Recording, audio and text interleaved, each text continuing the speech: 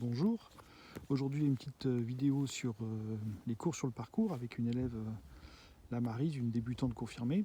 Donc on voit que le mouvement, on va voir que le mouvement n'est pas du tout forcé. Voilà, donc sur le parcours, on apprend aux gens à faire la différence entre balancer et taper.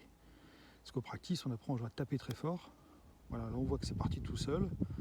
Voilà, et donc on va corriger sur le parcours des petites choses. Donc là par exemple, ça va être sa position de main à la montée qui est pas bonne et qui fait qu'elle son poignet est un peu coudé au lieu de machin. Puis après, c'est beaucoup l'état d'esprit sur le parcours.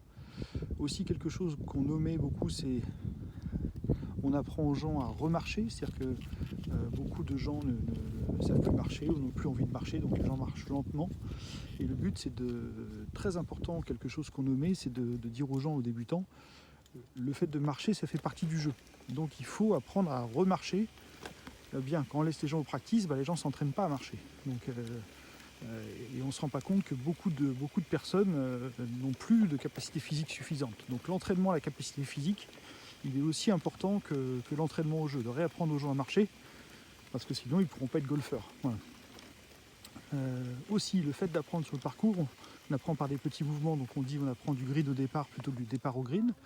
Le départ au green, c'est le practice. Là, on apprend par des petits mouvements. Et après, on agrandit. Donc, on apprend aux gens à pas du tout forcer, à balancer. Et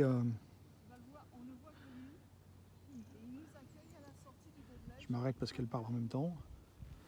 Elle parle des chevreuils sur le parcours. Donc là, le parcours est grillé parce que complètement grillé avec cet été, donc c'est pas très esthétique.